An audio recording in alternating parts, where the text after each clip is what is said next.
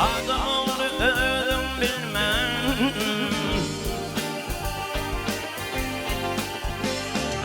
adam oğlu öldüm bilmem. Gidim gidim edecektim.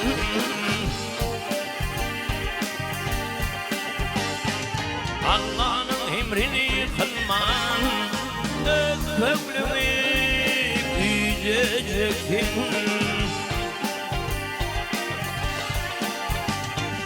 Allah'ın emrini kılmam, ömrümü gülecektim.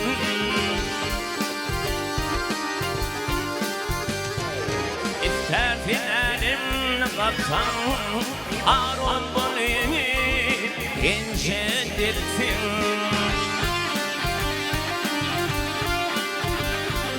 Halal haram yerine tatsan, ey halal haram yerine taptan gözün yolunu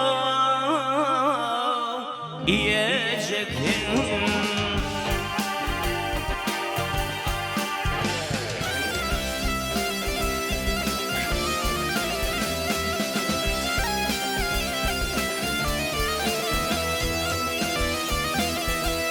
Ey aklım nedir yetkin nazar,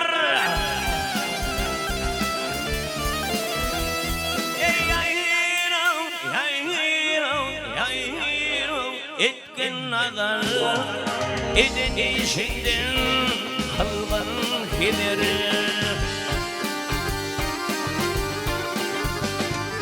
Açan sana yetti güdür, avaran beron edecektin.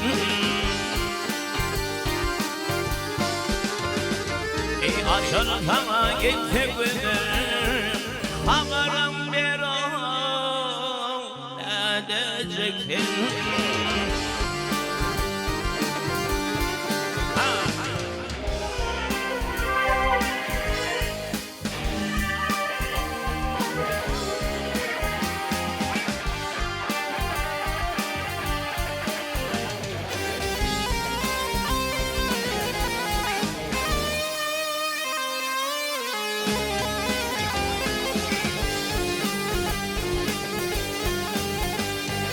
Dünyanı kazan tutmam,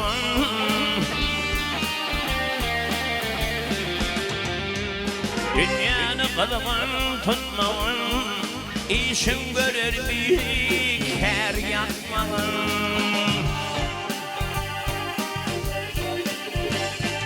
Mantımını unutmam,